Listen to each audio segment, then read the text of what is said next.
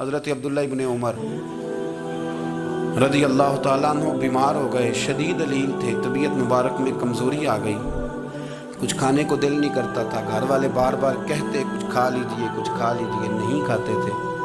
بالآخر حضرت نافع آپ کے غلام تھے، ان سے کہنے لگے کہیں سے مچھلی مل جائے نا تھوڑی سی میں کھاؤں گا، تو کہتے ہیں میں سارے مدینے میں ڈھونڈتا رہا، مچھلی نہ ملی، اگلے دن بھی ڈھونڈی تو نہ ملی، تیسرے دن بھی ڈھونڈی تو نہ ملی، تو فرمانے لگے یار بس چھوٹی سی خواہش ہے، کوئی فرض نہیں ملتی تو رہنے دے۔ کہتے ہیں چوتھے دن مچھلی مل گئی، میں 1.5 دینار کی مچھلی لا کے حضرت عبداللہ ابن عمر رضی اللہ تعالیٰ عنہ کے سامنے جو مچھلی رکھی تو آپ نے لقمہ روٹی کا توڑا تھا، مچھلی کو لگانے لگے کہ دروازے پہ فقیر نے آ کے آواز دی کچھ کھانے کو دو۔ حضرت عبداللہ ابن عمر نے روک لیا اور ہنسے۔ کئی دفعہ دے ہم بھی دیتے ہیں پر ہمارا چہرہ دیکھنے والا ہوتا ہے، اتنے ہم غصے میں ہوتے ہیں، دے دیتے ہیں، لیکن جو چھلوٹیں ہوتی ہیں نا چہرے والی وہ گنی نہیں جاتی۔ ہنسے فرمایا دیکھو میرا اللہ کتنا کریم ہے، وہ مجھے بچانا چاہتا ہے، اٹھا بار دیا جا کے۔ تو خادم اب حکم کا پابند تھا، وہ لیت اللہ تو کر نہیں سکتا تھا، وہ گیا اور جا کے دے آیا۔ فقیر جب سارے محلے سے آٹا اکٹھا کر لیتے ہیں تو پھر ایک جگہ جا کے بیچتے بھی ہیں۔ دے آیا، وہ 2 گلیاں آگے گزرا تو میں پیچھے دوڑا گیا، میں نے کہا سچ بتا کھانی ہے کہ بیچنی ہے؟ وہ کہنے لگا جو بھی سبب لگ جائے کر جاؤں گا، آپ نے دے جو دی ہے۔ تو کہتے ہیں میں نے اسے کہا کہ یہ 1.5 دینار کی میں نے خریدی تھی، اگر تو 2 دینار کی مجھے بیچ دے تو آج کل مچھلی مدینے میں مل نہیں رہی، تو میں اپنے آقا کو دے دوں گا، وہ یہی کھائیں گے، بیمار ہیں۔ تو کہنے لگا جی بسم اللہ، مجھے کیا اعتراض ہے، 2 دینار مل رہے ہیں، 1.5 کی مچھلی، اور 1.5 کی بھی کسی نے نہیں خریدنی تھی، اب تو پک گئی۔ فرماتے میں نے 2 دینار اس کو تھمائے، وہ مچھلی اس سے خریدی، اور خرید کر کے میں لا کے حضرت عبداللہ ابن عمر کے سامنے دوبارہ رکھی۔ تو فرمایا یہ کیسے آ گئی؟ میں نے کہا حضور 1.5 کی خریدی تھی اور پھر فقیر کو دے دی، اب اسی سے میں 2 دینار کی خرید کے لایا ہوں، آپ قبول فرمائیں۔ تو فرمانے لگے تم نے اچھا نہیں کیا، اب اس طرح کرو 2 دینار بھی اسے دیا اور مچھلی بھی واپس دیا۔ عرض کی حضور کیوں؟ فرمایا تم نے قرآن نہیں پڑھا؟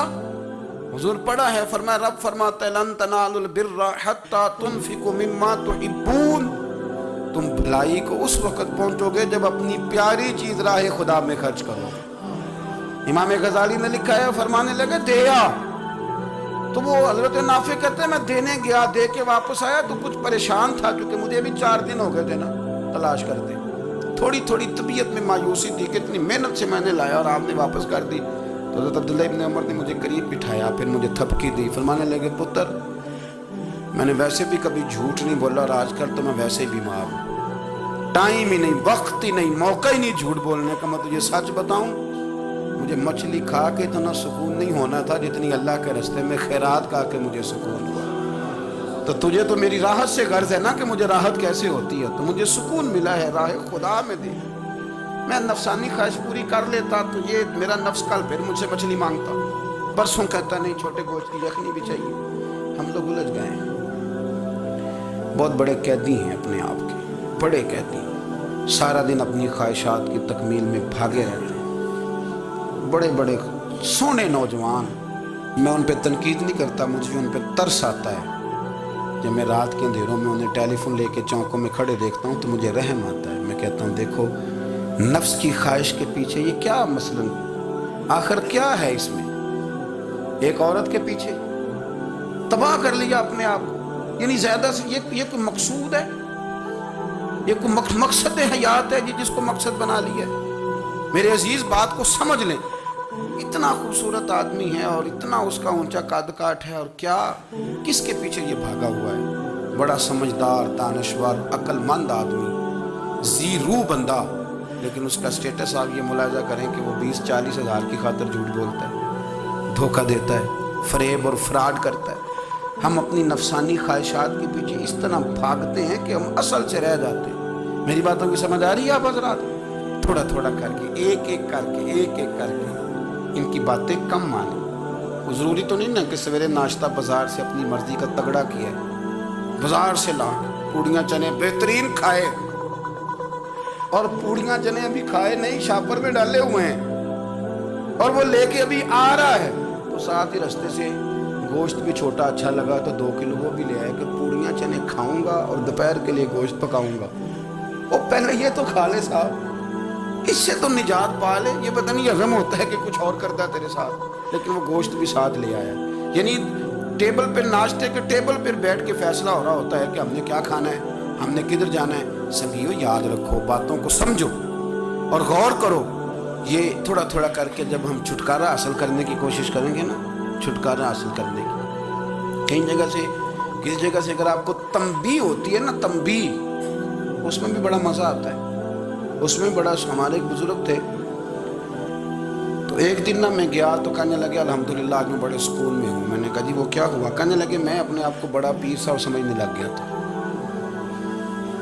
تو ایک وابڈا کے کسی آدمی سے کام تھا تو میرے ایک دوست نے مجھے کہا کہ پیر صاحب اس کو ٹیلی فون کر دیں، سنا ہے آپ کا عقیدت مند ہے۔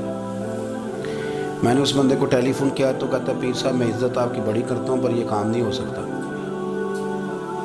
کہتے ہیں جب اس نے مجھے کہا نا تو کچھ بھی نہیں، تو مجھے بڑا مزہ آیا، ورنہ میرا تو نفس پھول گیا تھا۔ میں تو سمجھتا تھا کہ جو میں کہتا ہوں ویسے ہی ہو جاتا ہے۔ کہتے اس نے تھوڑا سا نا مجھے لیول میں کیا ہے، مجھے مزہ آیا۔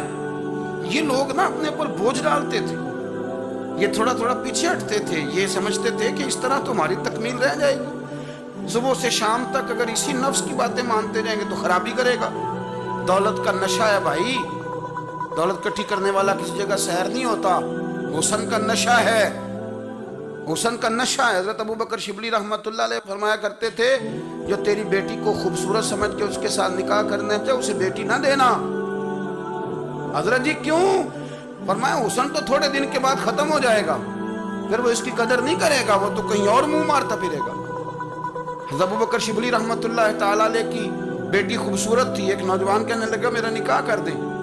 آپ فرمانے لگے پتر تو 1 مہینے کے بعد آنا، کر دوں گا۔ بڑی موٹی تازی خوبصورت صاحبزادی، تو حضرت نے اسے دوائی کھلائی، اسے پخانے لگ گئے۔ جو پخانہ کرتی ایک مٹکے میں سنبھال دیتے۔